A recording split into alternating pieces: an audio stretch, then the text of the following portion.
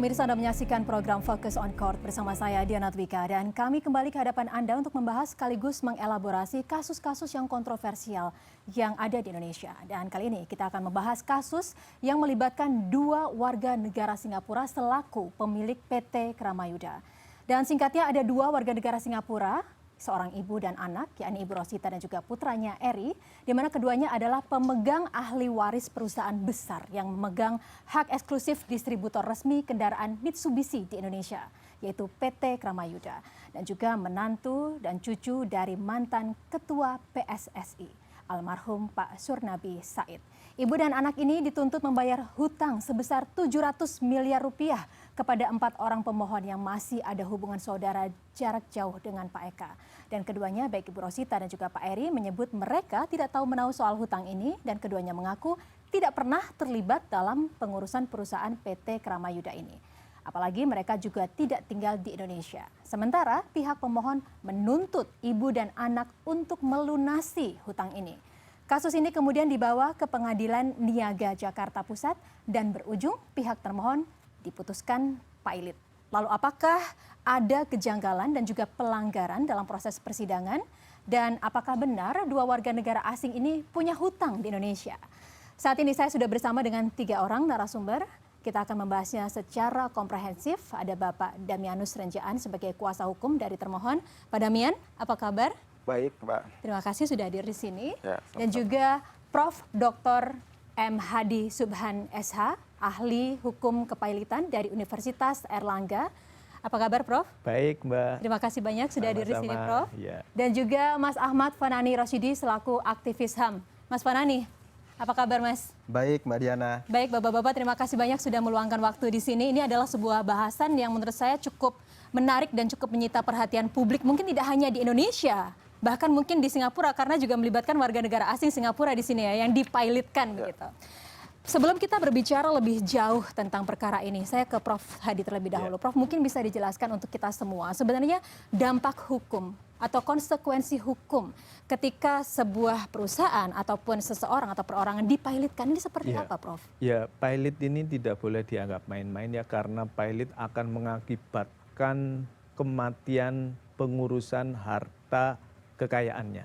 Jadi ini pilot adalah maut. Karena pilot adalah maut, maka orang tidak boleh bermain-main atau menyalahgunakan atau hal yang terkait dengan pilot ini. Sehingga hukumnya harus betul-betul detail, harus betul-betul on the track yang bisa berakibat fatal kepada hak-hak seseorang. Ya, menekankan bahwa ini adalah maut begitu ya Pak, karena memang untuk hak penguasaan, pengelolaan atas harta kekayaan ini nanti akan dicabut secara hukum begitu ya Prof? Betul, ya, akan dialihkan kepada orang yang namanya kurator begitu. Jadi dia sudah tidak boleh mengurus atau membereskan hartanya, dan semua pengurusan dan pemberesan itu dialihkan kepada kurator. Selanjutnya kemudian kurator akan melakukan pengurusan dan pemberesan ini. Ini ibaratnya kalau orang pilot ini akan kehilangan seluruh harta kekayaannya. Ini bukan hal yang main-main ya, Betul. apalagi melibatkan dua warga negara asing di sini di peradilan Indonesia ini pastinya tengah menjadi sorotan begitu ya. Sebelum kita membahas lebih jauh, pastinya kita juga ingin mengetahui sebenarnya kronologinya ke Pak Damian. Ini tuh konfliknya gitu, antara siapa dengan siapa, latar belakangnya apa sih Pak Damian? Ya, jadi ini sebenarnya saya selaku kuasa hukum Ibu Rosita dan Pak Eri, beliau adalah ahli waris dari almarhum Pak Eka, dan juga almarhum Pak Eka adalah anak tunggal dari Pak Surnabi Said, yang tadi sudah disebutkan bahwa mantan Ketua PSSI ya. Nah, perkara ini duduk persoalannya sebenarnya bersumber dari Akta 78. Akta 78 yang disebut di judulnya adalah Akta Pemberian Bonus. Bonus, ya. Yang ditandatangani oleh almarhum Pak Surnabi Said, ya, atau kakek dari Pak Eri atau mertua dari Ibu Rosita. Nah, tahun 1998, tepatnya tanggal 20 April 1998. Nah, akta ini adalah akta pemberian bonus, di mana Pak Surnabi sepakat untuk memberikan bonus yang jumlahnya tuh 18% dari laba bersih PT Kramayuda kepada 4 orang, ya, di pihak kedua di perjanjian adalah 4 orang. Oke. Yang 4 orang ini adalah sebenarnya 3 diantaranya adalah saudaranya Pak Syarnobi sendiri. Jadi masih ada hubungan darah ya? Masih ada hubungan saudara. Nah, kemudian Pak Syarnobi meninggal tahun 2001, kemudian kepemilikan saham dilanjutkan oleh Pak Eka, Ya. dan kemudian Pak Eka meninggal tahun 2022 kemarin akibat COVID. Meninggalkan ahli waris adalah ibu dan anak ini, Pak Eri dan Ibu Rosita. Jadi yang dituntut saat ini adalah ibu dan anak ini, Pak Eri dan Bu Rosita.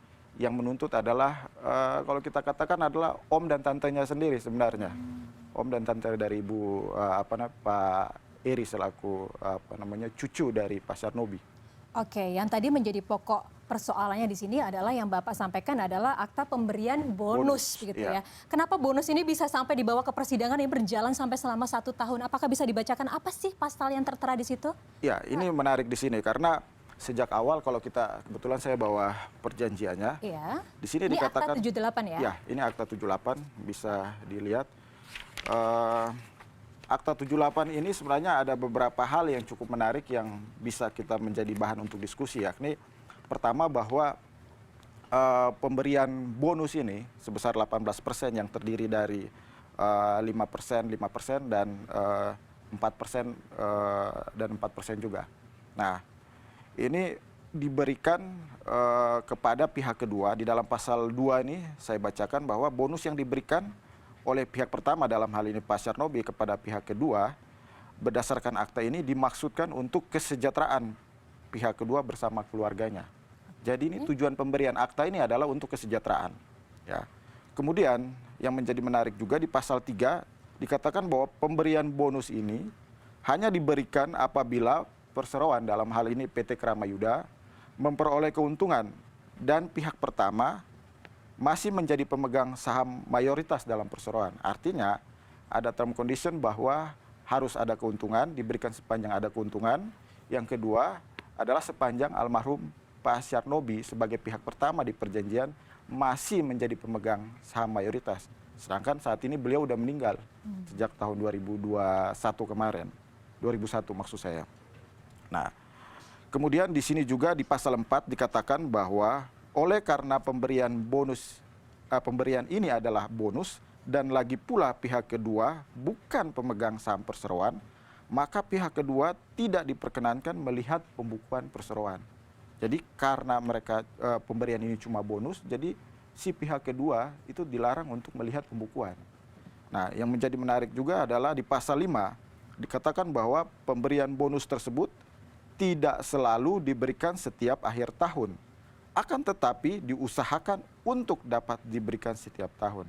Nah, artinya bahwa tidak wajib diberikan setiap tahun, tapi akan diusahakan. Nah, kalimat diusahakan ini yang menjadi menarik karena menurut kami ini adalah tidak wajib. Ya. Oke, baik. Kalau tadi saya melihat ini sebenarnya untuk kesejahteraan. Artinya bahwa keempat orang ini tidak terlibat secara langsung Pak dalam perusahaan. Artinya ini adalah sebuah etikat sosial ya Pak ya, kesukarelaan begitu untuk bisa memberikan bonus ini kepada 4 orang ini? Kita berpandangan demikian karena memang sejak awal pemegang saham yang kita ketahui di akta ini adalah pemegang saham mayoritas adalah Pak Syarnobi Said. Oke. Jadi memang tujuannya ini ibaratnya untuk kebaikan saudara-saudara maupun temannya sendiri. Baik. Salah satu pihak di perjanjian itu adalah temannya sendiri. Baik, dan tadi juga sempat disampaikan bahwa kalau Pak Syarnobi ini akan mengusahakan untuk memberikan bonus kalau masih menjadi pemegang saham terbesar begitu ya? Betul. Di PT Kramayuda, tapi beliau akhirnya wafat 3 tahun setelah penandatanganan ini Ya, Pak ya? beliau sudah meninggal sejak tahun 2001. Baik. Artinya bahwa seharusnya sudah berakhir. Mungkin nanti bisa ditanyakan ke Prof. Kita tahu bahwa dalam hukum itu ada namanya perjanjian bersyarat yang keberlakuannya itu ditentukan pada syarat perjanjian itu. Nah, dalam hal ini almarhum Pak Syarnobi kan sudah meninggal, ya kan? Karena di situ dikatakan bahwa sepanjang masih menjadi pemegang saham mayoritas.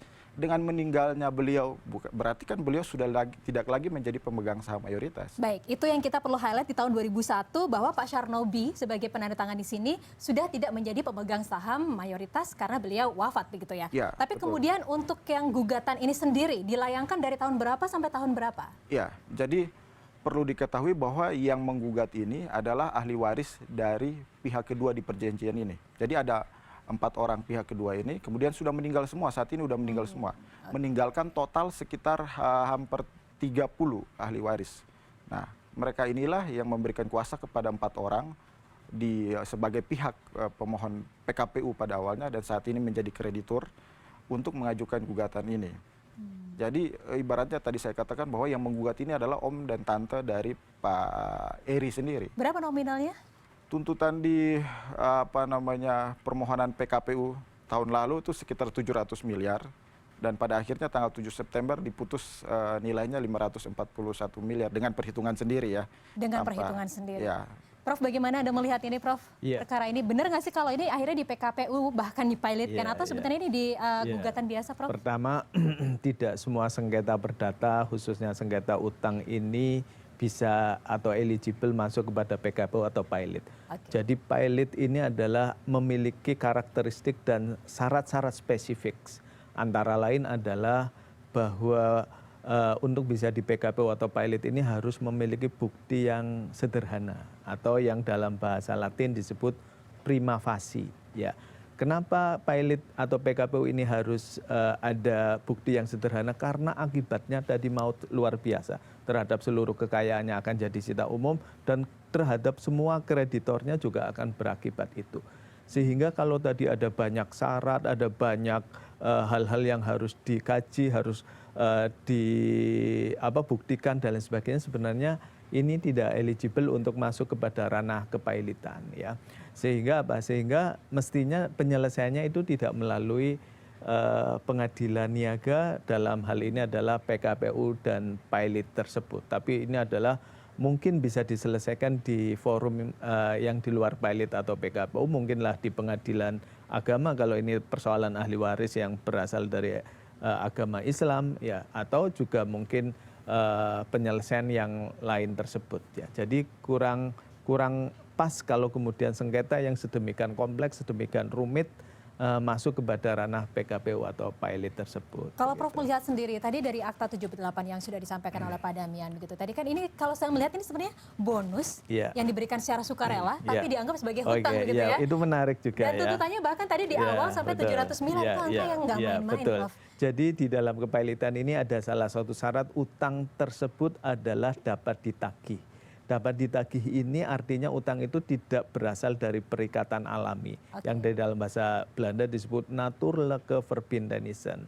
Perikatan moral itu tidak bisa dituntut untuk menjadi dasar pilot atau PKPU. Perikatan moral ini adalah perikatan yang memang ikatannya adalah moral. Misalnya saya berjanji pada seseorang untuk traktir makan nanti malam, maka ketika saya tidak traktir makan nanti malam itu tidak bisa digugat di pengadilan, apalagi sebagai syarat untuk pilot. Ini kan adalah tadi disampaikan bahwa akan diusahakan akhir tahun, kemudian ada syaratnya harus begini dan seterusnya, itu sangat tidak eligible untuk masuk kepada ranah kepailitan tersebut, Mbak. Oke. Tapi apakah memang selama ini begitu pada saat kepemimpinan Pak Eka itu sama sekali tidak ada aliran dana kepada 4 penggugat ini? Ya, jadi balik lagi seperti sudah dikatakan tadi bahwa ibu dan anak ini tidak tahu sama sekali Akta 78 sebelumnya ya, semenjak almarhum hidup.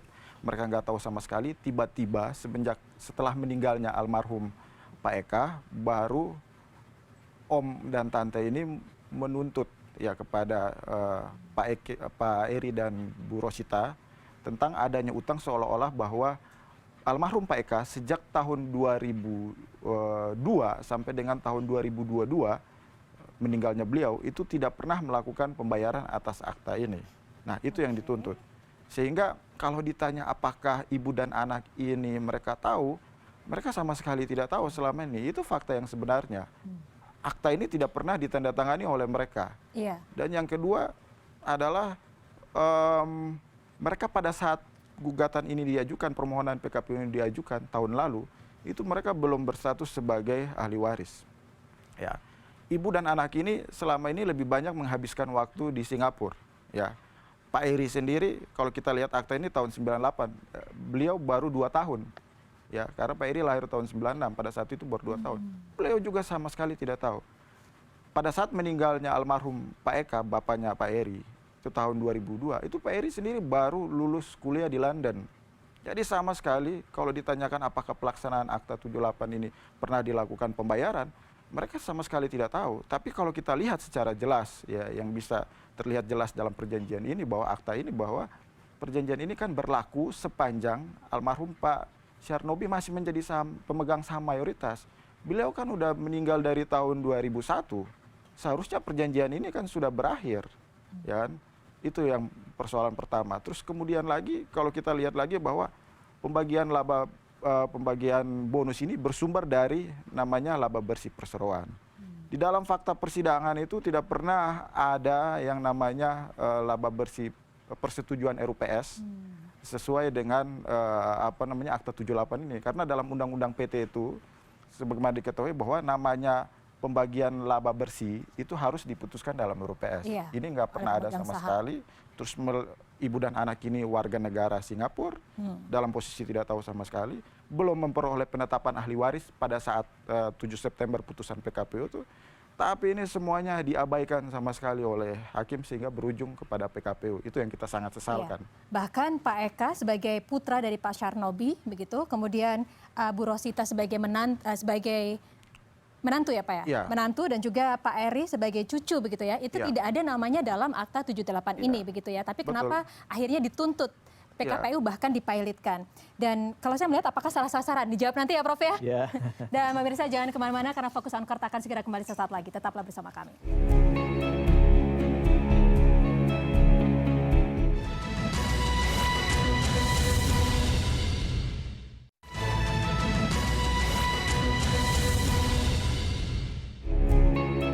Anda kembali dalam program Fokus on Court bersama saya Diana Dwiqa, dan kita masih melanjutkan perbincangan ini tentang PT Kramayuda. Menarik sekali perbincangannya. Tadi sudah disampaikan tahun 2001 begitu ya, ada inisiatif untuk memberikan bonus tapi kemudian dianggap hutang. Kemudian ditagih dari tahun 2002 sampai tahun 2022. Kenapa baru menagih sekarang begitu pertanyaannya? Kenapa tidak menagih pada saat mungkin Pak Eka masih memimpin? Sekarang malah ditagihkan kepada istrinya Bu Rosita dan juga anaknya Pak Eri. Betul, itu yang menjadi pertanyaan Ibu Rosita dan Pak Eri sendiri sampai saat ini. Oke. Karena kalau kita bicara kalau normalnya ya, kalau 541 miliar kalau kita bagi dalam 20 tahun sesuai dengan tuntutan, artinya bahwa dalam setahun itu kan ada utang sekitar 27 miliar. Iya. Dalam pandangan umum saya rasa bahwa setiap orang mungkin ketika punya utang per tahun, piutang per tahun dengan jumlahnya segitu pasti akan menuntut kan, sederhananya begitu. Tapi ini tidak dituntut sama sekali. Ibu Rosita dan Pak Eri pun tidak tahu sama sekali tentang akta ini, ya balik lagi. Dan tidak ada somasi atau apapun yang mungkin didengar setidak-tidaknya didengar Apakah sempat atau terungkap diketahui. di fakta persidangan kenapa baru diajukan tuntutan setelah 20 tahun? Tidak ada sama Tidak sekali ada. fakta persidangan ada somasi sebelumnya atau apa. Yang di dalam persidangan itu cuma dibuktikan Akta 78 ini, terus kemudian ada kwitansi pembayaran. Kalau kita berpikir dan sudah memang menjadi bahan pembelaan kita adalah bahwa namanya kwitansi, contohnya kalau kwitansi tanda terima duit itu seharusnya dipegang sama orang yang menerima, yang memberikan duit sebagai bukti tanda terima. Tapi ini asli kwitansi ini dipegang oleh si orang yang menerima duit. Ini kan menjadi pertanyaan. Dan tidak ada relevansinya dengan Akta 78 ini karena di situ dikatakan dalam keterangan catatan pemberian duit itu bahwa ini dividen, ya, pemberian dividen. Padahal kita tahu sendiri mereka para pemohon PKPU ini kan tidak tercatat sebagai pemegang saham PT Kramayuda. Dan kalau kita balik ke Akta 78, di sini dikatakan adalah bahwa laba bersih bukan dividen. Tentunya kan pemberian laba bersih dan dividen kan berbeda, dua hal yang berbeda. Namun ini yang disimpangi sama sekali, tidak dipertimbangkan sama sekali, langsung di PKPU kan ibu dan anak ini. Baik, seolah-olah menutup mata terhadap beberapa fakta yang ada begitu ya Pak ya. Iya. Prof, kalau Anda melihat ini sebenarnya tadi Bu Rosita, kemudian Pak Eri, bukan hanya tinggal di Singapura, tapi memang warga negara Singapura begitu ya, dan juga tidak terlibat dalam berbagai aktivitas perusahaan Kramayuda ini.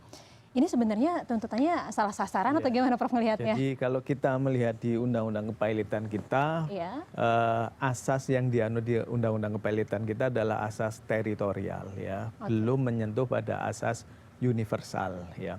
Karena kita belum mengadopsi model law uncitral cross border insolvency tersebut. Berarti undang-undang kepailitan ini hanya menjangkau orang-orang yang ada di Indonesia. Memang ada pengecualiannya di dalam pasal 2 ayat 5 warga negara yang tidak berkedudukan atau perusahaan yang tidak berkedudukan di Indonesia bisa dipilotin, tapi ada syaratnya.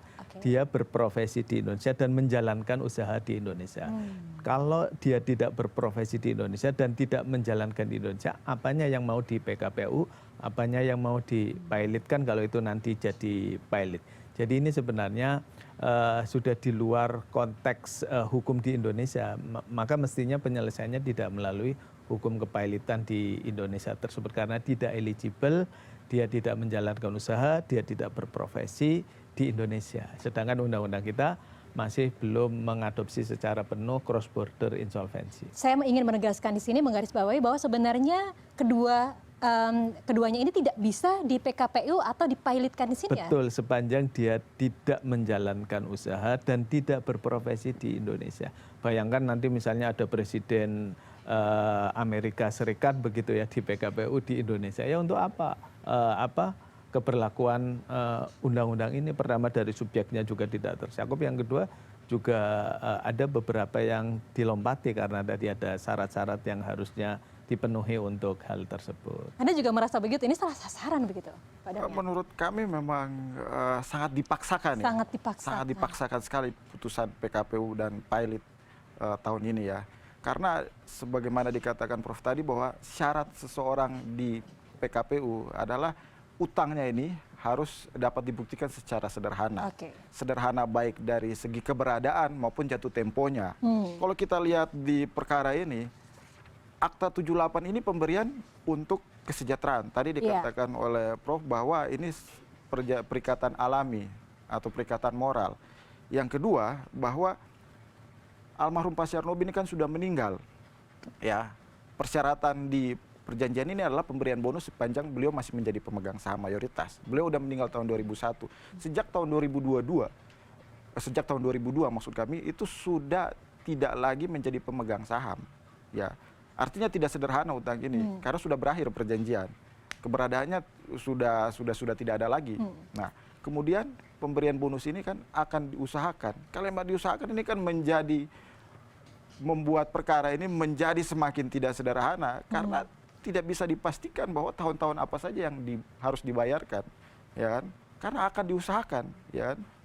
Jadi memang menurut kami ini sangat dipaksakan sekali. Kemudian ibu dan anak ini adalah warga negara Singapura yang domisilinya di Singapura, lebih banyak menghabiskan waktu di Singapura, tidak mempunyai usaha di Indonesia, dan yang paling terpenting lagi pada saat putusan itu mereka belum memperoleh penetapan ahli waris. Sebagaimana kita tahu bahwa penetapan ahli waris itu kan hal yang sangat penting.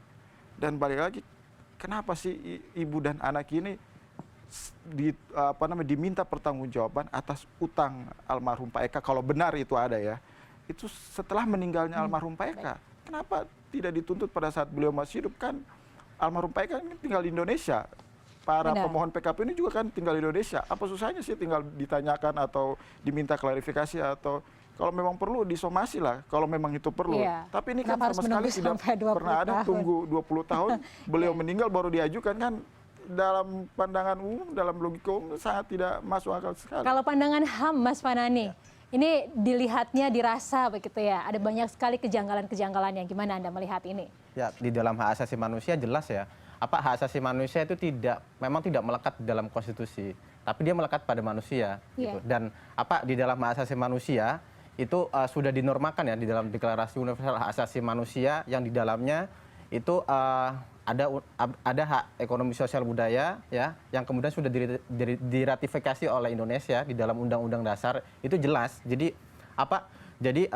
warga negara dan juga bukan warga negara juga ya, itu memiliki hak yang sama gitu, memiliki hak untuk hidup, berpendidikan ya kan, kemudian memiliki kekayaan ya kan, dan waris. Karena karena hak asasi manusia itu melekat pada manusia semenjak dia lahir ya kan, bahkan sebelum dia lahir gitu. Jadi kekayaan dan waris itu memang sudah melekat di dalam manusianya itu sendiri ya kan. Apalagi sekarang undang-undang asasi manusia kan sudah ada di dalam Undang-Undang Dasar 45 ya kan, di pasal 28 ya. Kemudian di dalam undang-undang kita 39 tahun 99 itu sudah jelas hak asasi manusia, dan warga negara Indonesia dan juga WNA itu juga ya mempunyai hak pada peradilan yang fair, ya kan? Tadi sudah dijelaskan oleh Pak Dami dan juga Prof. Subhan bahwa nggak ada diskriminasi tuh.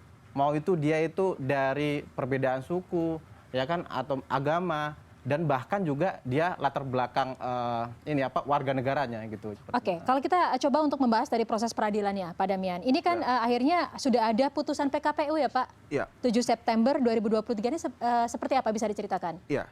Jadi pasca putusan PKPU tanggal 7 September tahun lalu, kemudian diangkat pengurus. Pengurus, oke. Pengurus ini profesi yang pengurus ini dimohonkan oleh para pemohon PKPU sendiri atau para kreditur ini. Iya. Ya, diangkat mereka, terus kemudian diangkat hakim pengawas. Oke. Nah, meskipun kita menolak karena putusan ini sudah ada, kita harus mengikuti. Nah, prosesnya adalah verifikasi. Sebagaimana kita ketahui verifikasi. Siapa yang mempunyai tagihan, silakan menagih. Ya, Oke. Ternyata siapa saja? Nah, ternyata tidak ada pihak lain di luar para pemohon PKPU sendiri. Artinya bahwa dari situ aja kita tahu bahwa almarhum Pak Eka ini sebenarnya kan bukan orang yang suka berutang. Iya. Ya kan? Itu. Kemudian lanjut pada proses verifikasi. Kita punya hak sebagai debitur, kita mempunyai hak untuk menolak atau menerima tagihan. Oke. Di bulan Desember tahun lalu kita menolak tagihan. Ya, karena dengan segala pertimbangan tadi bahwa akta ini sudah tidak berlaku, terus kemudian kita belum ada penetapan ahli waris dan sebagainya.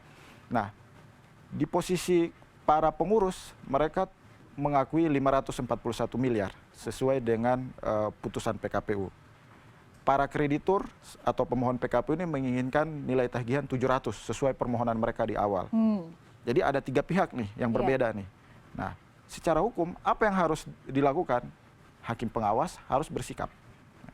Hakim pengawas pada tanggal 18 Desember tahun lalu akhirnya memutuskan bahwa menolak tagihan dari para kreditur ini.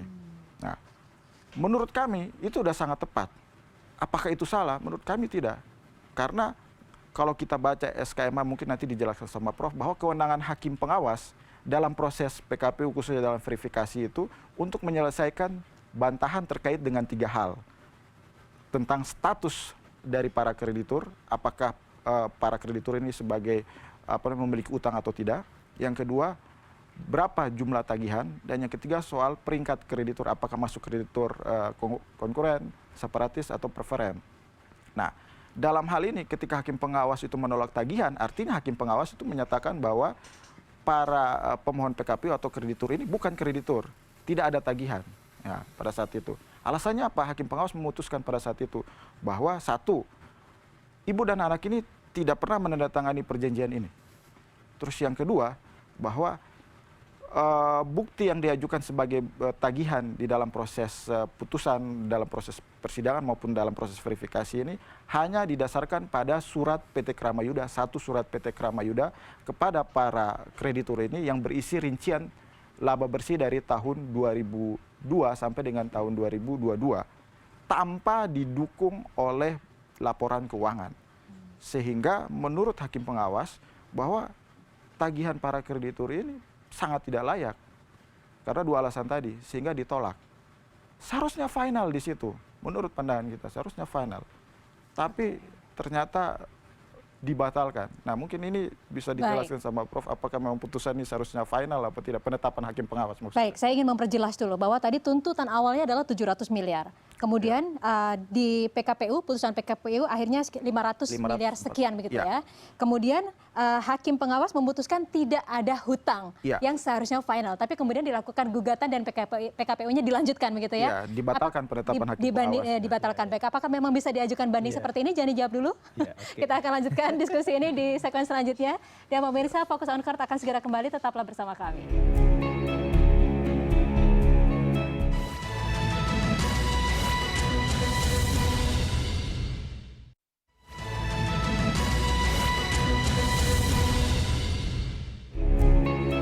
Baik, Anda kembali bersama kami di program Fokus on Court, masih melanjutkan perbincangan kita. Tadi di akhir segmen kedua, saya mengungkapkan fakta-fakta di persidangan begitu, bahwa tuntutannya awalnya adalah 700 miliar begitu ya. Kemudian hakim pemutus memutuskan kurang lebih 500 sekian miliar begitu. Kemudian hakim pengawas sendiri menyatakan tidak ada hutang. Kemudian dilakukan banding. Apakah memang bisa diajukan banding, Prof? Iya, jadi di dalam PKPU ini khususnya di Undang-Undang Kepailitan ya pasal 229 apabila ada terjadi perselisihan tentang jumlahnya utang tersebut itu yang memutuskan adalah hakim pengawas. Hakim pengawas. Ya, Berarti harusnya jadi final? hakim pengawas itu final karena di dalam PKPU tidak dikenal prosedur namanya renvoy prosedur. Renvoy prosedur adalah renvoy tentang bantahan jumlah utang ini kepada hakim pemutus. Undang-undang mengatakan cukup di hakim pengawas dan hakim pengawas ini penetapannya bersifat final. Dan saya juga pernah meneliti di dalam sebuah kesepakatan FGD Mahkamah Agung itu juga mengatakan bahwa penetapan hakim pengawas mengenai jumlah utang tersebut adalah final dan tidak bisa diajukan renvoy ke hakim pemutus atau tidak bisa dibanding tersebut. Tapi faktanya ini dilanjutkan PKPU, Anda melihatnya bagaimana? Ya, berarti ini ada satu step yang tidak sesuai dengan Undang-Undang Kepailitan atau bahkan kesepakatan di lingkungan internal Mahkamah Agung itu sendiri, begitu. Sehingga ada hal yang berpotensi dan memang secara kasat mata melanggar prosedur yang ada. Karena hukum acara ini kan sifatnya doingen, ya. Doingen itu memaksa, ya tidak boleh diatur sekehendak para pihak sendiri atau orang-orang yang memiliki kewenangan itu, sehingga mestinya harus dikembalikan kepada hukum yang ada. Begitu. Responnya dari Ibu Rosita dan juga Pak Eri, Pak, yang akhirnya ini dipaksakan dalam tanda kutip begitu untuk dilanjutkan PKPU, gimana Pak? Ya, tentunya kita sangat menyesalkan ya putusan yang membatalkan penetapan hakim pengawas. Menurut kita udah paling tepat sekali, sudah sesuai dengan aturan hukum penetapan hakim pengawas itu. Nah, tapi karena kita merasa semacam dipaksa untuk melanjutkan proses PKPU ini, akhirnya setelah pembatalan penetapan hakim pengawas itu, kita mengajukan penetapan ahli waris pada saat itu. Jadi di bulan Februari tahun 2024 ini baru kita mengajukan penetapan ahli waris. Apa tujuannya? Tujuannya adalah supaya kita bisa memperoleh data-data mutasi dari rekening almarhum. Karena dalam hati yang paling dalam, Ibu Rosita dan Pak Eri ini meyakini, ya, sangat meyakini bahwa almarhum ini selama hidupnya, karena rata-rata para pemohon PKPU atau kreditur ini adalah keluarga sendiri, jadi pasti almarhum selalu memberikan, memperhatikan mereka, memberikan kesejahteraan kepada mereka. Nah, setelah kita dapat penetapan ahli waris, kemudian kita ajukan permohonan mutasi diantaranya kepada Bank Bukopin, ya, mutasi rekening almarhum. Ternyata ditemukan fakta bahwa pada selama 12 tahun terakhir, ya, 12 tahun terakhir dari tahun 2010 sampai dengan 2022 ketika almarhum Pak Eka meninggal, itu ada aliran dana kepada mayoritas atau sebagian besar dari para kreditur ini sejumlah 232 miliar. Nah, artinya bahwa sebenarnya 541 miliar yang ditagihkan ini, kalaupun benar ini sebagai utang, sebenarnya kan tidak benar karena ada aliran dana ke sana, ada pembayaran ke sana. Nah, itulah yang mengakibatkan kenapa kita kemudian mengajukan yang namanya perubahan daftar piutang tetap, ya. Karena di bulan Maret sebelumnya, ya, bulan Maret 2024 itu pengurus sudah menetapkan 541 miliar sebagai nilai tagihan. Iya. Sedangkan kita baru dapat informasi tentang mutasi ini di bulan April. Sehingga kita minta supaya 541 miliar ini direvisi atau dikoreksi. Nah, kemudian apa yang terjadi? Dari para pengurus itu tetap menolak untuk melakukan perubahan DPT. Demikian pula dengan para kreditur. Nah, balik lagi, kewenangan hakim pengawas kan untuk menyelesaikan perselisihan tagihan. Nah, akhirnya hakim pengawas di tanggal 16 Mei 2024 mengeluarkan penetapan yang menetapkan nilai tagihan sebesar 132 miliar. Nah, di titik itu kita merasa bahwa ya sudah, ini PKPU ini harus berakhir, kita udah capek dengan proses ini, kita terpaksa mau keluar, akhirnya kita setuju dengan nilai 132 miliar, kita mau bayar. Karena mungkin nanti dijelaskan sama Prof bahwa salah satu alasan untuk keluar dari proses PKPU adalah mengajukan permohonan pencabutan. Permohonan pencabutan dengan membuktikan bahwa ada kemampuan membayar. Nah, di sisi ini kita merasa bahwa ada kemampuan membayar di mana di dalam saldo rekening almarhum ada nilai saldo yang melebihi 132 miliar. Oke. Sehingga di titik itu kita minta supaya proses PKPU ini dicabut. Oke. Itu. Tapi ternyata bukannya dicabut ya Pak ya? Yang kita sesalkan adalah bukannya dicabut, malah kita dipilotkan. Ya, itu yang sangat kita sesalkan. Nah, yang menarik juga sebelum masuk ke proses pilot ini adalah pada saat itu ketika tanggal 22 Mei itu para kreditur ini sempat mengajukan banding, ya, mencoba mengajukan banding terhadap penetapan hakim pengawas sebesar 132 miliar. Nah, tapi yang menarik adalah hakim pemutus untuk kali ini malah menolak atau menyatakan tidak menerima banding tersebut. Tentunya ini kan dua hal yang berbeda dengan sikap hakim pemutus di awal ya. Iya. Ketika menetapkan tagihan, menolak tagihan, hakim pengawas menolak tagihan, mereka bersikap membatalkan penetapan hakim pengawas itu. Tapi di penetapan hakim pengawas yang berisi 132 miliar, mereka malah berbalik sikap lagi, menyatakan bahwa penetapan hakim pengawas itu adalah final sehingga tidak bisa diajukan upaya hukum. Ini menarik lagi nih. Di titik itu kita merasa bahwa oh, mungkin ya inilah saatnya kita keluar dari proses PKPU, ya kan, dengan mekanisme pencabutan. Tapi seperti dipermainkan, ya, Baik. merasa seperti dipermainkan, bukan dicabut PKPU ini, malah dipilotkan.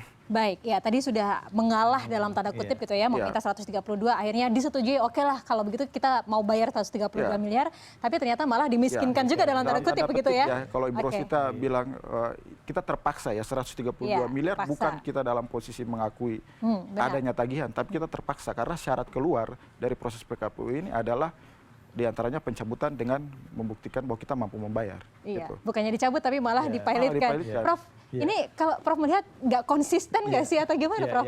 Yang pertama tadi ya, memang betul harusnya penetapan hawas hakim pengawas itu adalah final di dalam perselisihan tagihan di PKPU, karena di PKPU tidak ada renvo prosedur, kecuali nanti di kepailitan ada renvo prosedur.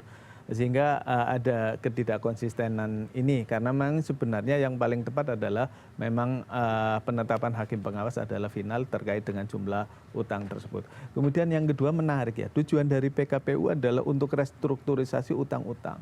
Berarti kalau dia sudah membayar sudah selesai. Jadi di hukum kepailitan ini di pasal 259 itu dimungkinkan untuk dicabut PKPU-nya kalau memang si debitor itu sanggup melakukan pembayaran. Saya pernah melakukan riset, setidak-tidaknya ada 4 putusan PKPU yang diakhiri dengan pencabutan. Yang pertama adalah putusan PKPU di perusahaan sepatu sandal yang sangat besar di Indonesia, kemudian perusahaan baja, kemudian perusahaan konstruksi BUMN, dan juga perusahaan BUMN yang bergerak di bidang pertanian dan sejenisnya begitu.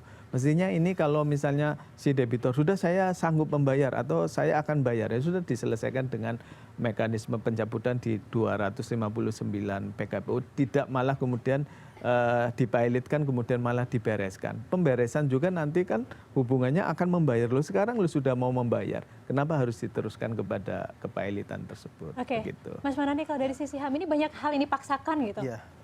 Bagaimana Anda melihat ini?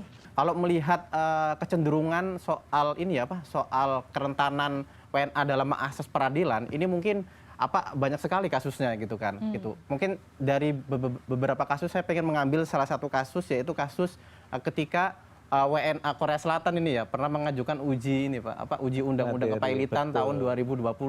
Kemudian ditolak oleh MK karena itu tadi background dia sebagai WNA gitu. Itu jelas sekali dia sebutkan karena tidak ada status hukumnya untuk dia mengajukan uji materi itu. Padahal dia kena dampak terhadap hukum pilot dan PKPU di Indonesia. Ini sangat rancu sekali dan itu kan melanggar hasil. Dan ini kerentanan seperti ini kan kemudian kalau misalnya kita terus biarkan kan bakalan berkelindan terus. Nah, kejadian ini kemudian mungkin juga pada akhirnya menimpa Bu Rosita juga gitu kan. Gitu. Padahal kita meyakini bahwa PKPU dan pilot itu kan harusnya untuk melindungi iklim berwirausaha di Indonesia, tapi malah bikin si investor asing ini malah takut untuk berinvestasi di Indonesia. Ya, nanti kita akan melanjutkan perbincangan ini yang sangat menarik karena dalam berjalannya peradilan ini ada dissenting opinion juga begitu. Bahkan hakim pengawas kalau tidak salah juga dimutasi ya. Kenapa itu bisa terjadi? Kita akan bahas di segmen selanjutnya. Pemirsa Fokus on Court akan segera kembali. Tetaplah bersama kami.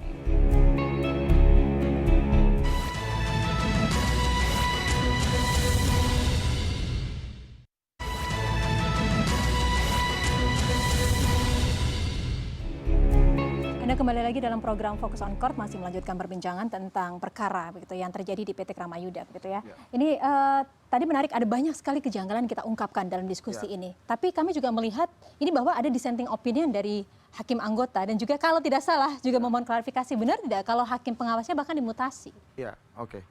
Saya coba menjelaskan dari putusan pilot terlebih dulu. Jadi kita dipilotkan itu di hari ke-268. Padahal sesuai ketentuan yang berlaku pasal 228 ayat 6 Undang-Undang PKPU, kepilotan dan PKPU kan mensyaratkan apabila 270 hari terlewati, ya kan. Nah, kita dipilotkannya di hari ke-268. Tentunya sudah melanggar hukum. Kenapa di 268? Kenapa tidak di 269, 270? Karena 270 hari itu berakhir hari Minggu. Ya, padahal ini yang kita sesalkan. Di dalam pasal 1 angka 9 mungkin nanti jelaskan sama Prof, sudah jelaskan bahwa namanya hari itu apabila berakhir di hari hari Minggu atau hari libur, maka hari berikutnya yang berlaku, hari kerja berikutnya. Nah, jadi kita dipilotkan di tanggal 31 Mei di hari Jumat. Ya, alasannya karena Sabtu Minggu di tanggal 2 itu hari libur. Nah, ini yang kita sesalkan. Ada waktunya jam berapa mungkin? Waktu itu putusan jam 11 malam ya. Jadi kita kayak seperti kena prank ya. Tunggu dari jam 3 jadwalnya, kemudian jam 11 malam baru diputus. Ternyata bukan diputus, dicabut. Terus terang pada saat itu kita berpikir bahwa kita dicabut, proses PKPU ini dicabut. Tapi malah kita dipilotkan di jam 11 malam. Nah, terus yang kedua, kita juga mengherankan kenapa harus jam 11 malam. Padahal kan kalau kita menerima salinan putusan itu, ternyata musyawarahnya itu sudah dilakukan, musyawarah hakim pemutus ini sudah dilakukan di tanggal 30 Mei. Untuk membaca sebuah putusan, kenapa harus tunggu sampai jam 11 malam kan? Padahal sudah musyawarah di hari sebelumnya di tanggal 30 Mei. Nah, itu pertama. Oke, tunggu. Sebelum lebih jauh lagi, Prof boleh ditanggapi. Ini seharusnya 270. Tapi di hari ke-268 dengan alasan mungkin begitu ya, karena weekend gitu, akhirnya dimajukan. Seharusnya aturan hukumnya gimana? Seharusnya di hari berikutnya, karena ini juga terkait dengan kepastian hukum begitu ya.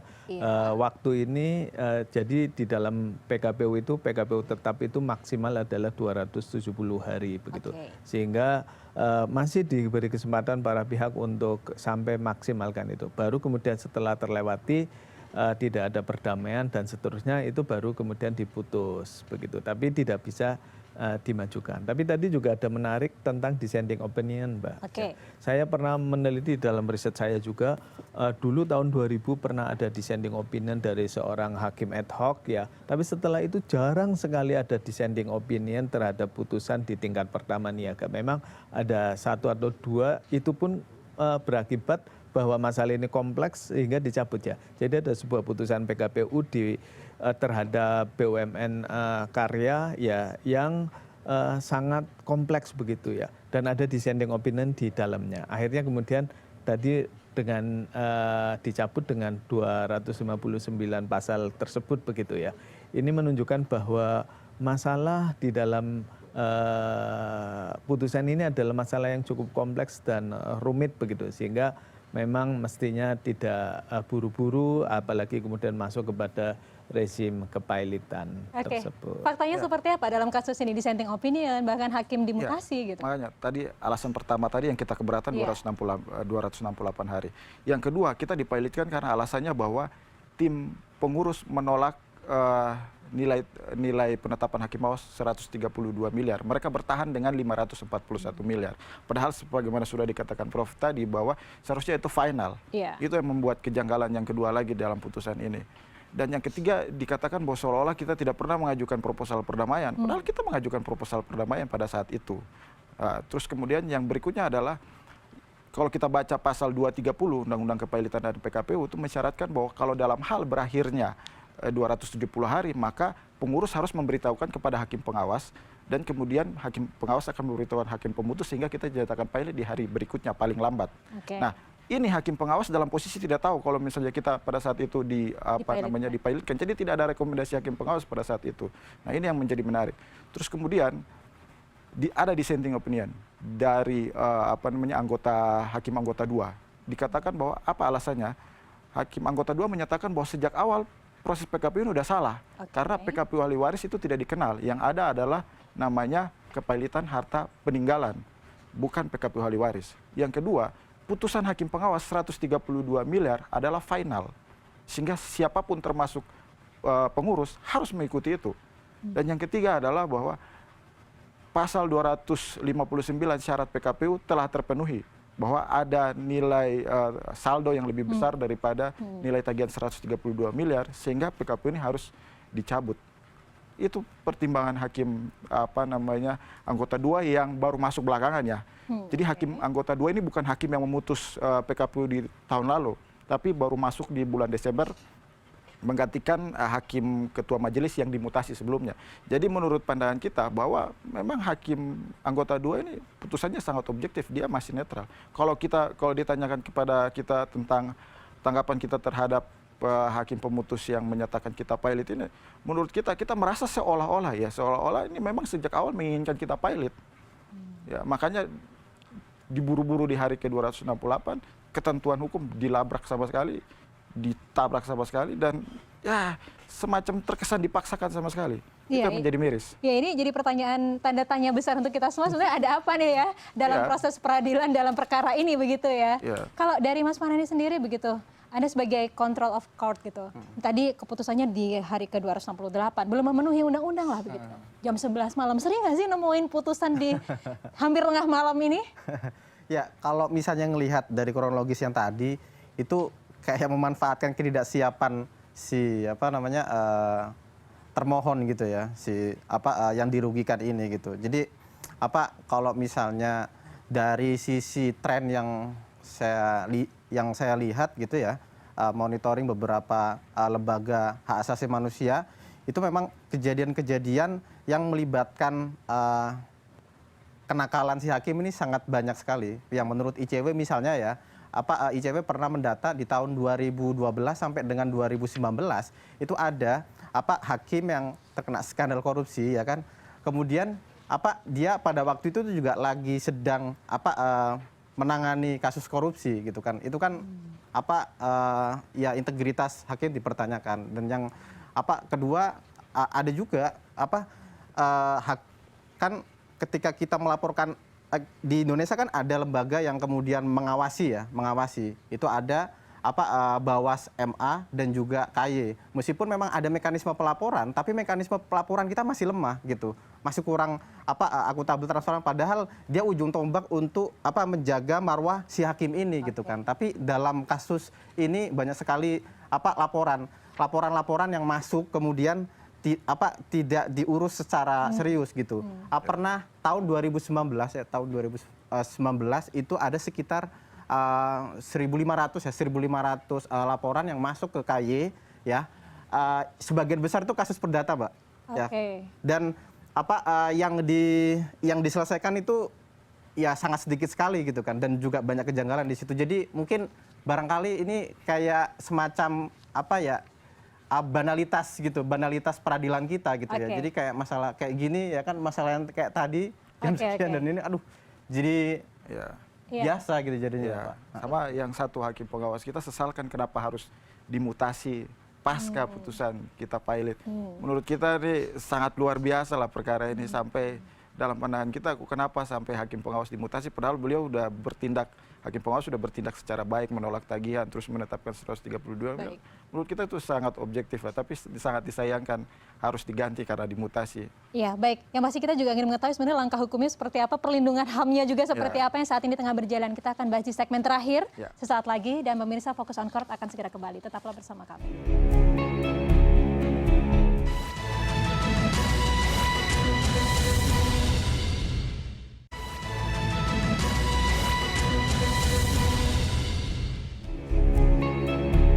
terima kasih pemirsa. Anda masih bersama kami di Fokus on Court dan ini adalah sesi yang terakhir ya. Kita juga ingin mengetahui nih sebenarnya untuk langkah hukum yang saat ini sedang dijalani dalam perkara ini seperti apa Pak Damian? Oke, jadi pertanggal 6 Juni kemarin sesuai ketentuan yang berlaku kita sudah mengajukan kasasi atas putusan Pilot ini.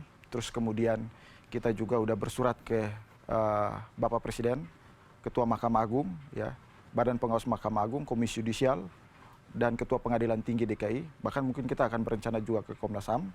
Dan juga kita mohon perhatian juga dari Komisi 3 DPR RI untuk terkait dengan masalah ini. Karena putusan ini sangat tidak layak. Ya, menurut kita sangat tidak layak, dijatuhkan dengan sangat dipaksakan, terus kemudian juga diabaikan semuanya. Kita bawa saat ini data mutasi 232 miliar yang seharusnya. Boleh Pak dilihat apa ini? Ini 232 miliar data dari Bank Bukopin yang membuktikan bahwa ada aliran dana kepada sebagian besar dari para kreditur sendiri selama 12 tahun terakhir, bahwa memang almarhum Pak Eka ini sangat memperhatikan kesejahteraan para kreditur ini. Kita berharap hal-hal seperti ini diperhatikan. Mahkamah Agung semuanya harus memperhatikan masalah ini karena ini bisa berdampak pada siapapun, ya kan? Kita semua pada akhirnya akan menjadi ahli waris dan bisa mengalami hal-hal seperti begini. Sehingga kita harap supaya Mahkamah Agung bisa memperhatikan ini, kasasi kita tidak ada alasan lain selain harus dikabulkan. Dan hakim pemutus ini, 2 hakim pemutus yang menyatakan kita Pilot ini, setidaknya harus diperiksa, kemudian seharusnya dimutasi atau dipindah, atau tidak lagi menangani perkara ini. Karena menurut kita proses kepilotan ini kan akan berlanjut ke dalam proses renvoy, di mana ada perselisihan tagihan lagi, dan harus diputus oleh hakim pemutus ini. Jadi menurut kita untuk kedepannya perkara ini berjalan objektif, selain kasasi kita dikabulkan, hakim pemutus 2 orang ini yang menyatakan kita Pilot seharusnya tuh dipindahkan atau diganti setidak-tidaknya. Kita mohon perhatian dari Sudah ada yang Mahkamah merespon Agung. Pak sejauh ini?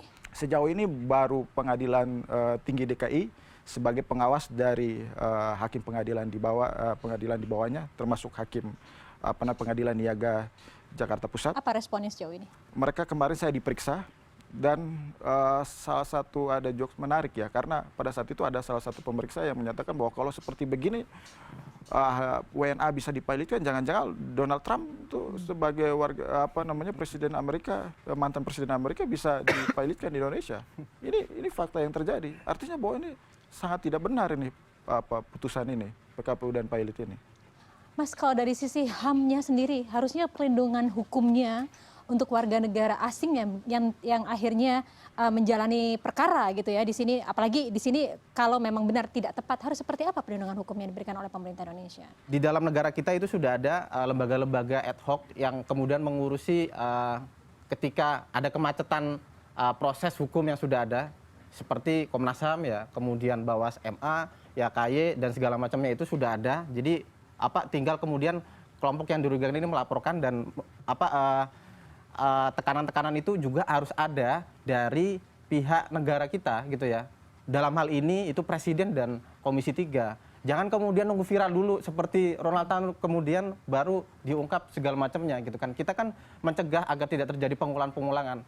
Kejadian Ronald Tanur ini kan karena pengulangan-pengulangan gitu kan. Gitu. Nah, selain itu juga masyarakat kita ya kan semuanya itu sama-sama juga harus mengawal, karena barangkali bukan cuma Ibu Rosita dan bahkan Donald Trump aja nanti ya gitu ya, tapi juga kejadiannya ke rekan-rekannya ini. Itu awalnya itu ya dari peradilan kita yang kurang fair menindak perkara-perkara seperti ini gitu. Gimana Prof supaya peradilan kita jadi fair begitu? Iya. Tujuan akhir dari hukum salah satunya adalah keadilan. Makanya tempatnya namanya pengadilan. Jadi pengadilan ini harus memberikan keadilan kepada semua pihak begitu. Yang pertama adalah bahwa tidak semua sengketa perdata itu eligible masuk kepada ranah PKPU Pilot. Tetapi ada syarat-syarat tertentu. Berarti tidak semua sengketa di sini kemudian masuk ke Pilot atau PKPU. Karena ini dalam kasus yang tidak eligible mestinya tidak masuk pada ranah PKPU atau Pilot. Berarti ini adalah keadilan untuk si debitor, tidak melalui PKPU atau Pilot. Kemudian yang kedua, apabila ada pihak yang ingin meneguhkan haknya, misalnya tadi ada ahli waris lain atau ada sengketa ahli waris, mestinya tidak melalui Pilot atau PKPU, berikan keadilan mereka di luar Pilot atau PKPU, misalnya ke pengadilan agama karena misalnya para pihaknya ini Muslim tentang sengketa ahli waris ya ke pengadilan agama, atau kemudian ke perdata umum karena nanti di perdata umum tidak ada kematian terhadap seluruh harta kekayaannya, tidak ada sita umum terhadap seluruh kekayaan, tapi adalah sebatas hak-hak yang ingin diklaim dari orang-orang yang merasa dirugikan itu. Jadi semuanya harus diberikan keadilan tersebut, Pak. Baik. Harapannya Pak, ini proses yang sudah berjalan 1 tahun pastinya cukup melelahkan, singkat saja. Bagaimana Pak Damian? Kembali lagi kami berharap kasasi kami dikabulkan oleh Mahkamah Agung karena sangat tidak layak putusan ini. Yang kedua, hakim pemutus ini seharusnya diganti supaya tidak menangani lagi proses kepailitan ini ke depannya, khususnya perkara kita yang masih berjalan proses kepailitan ini.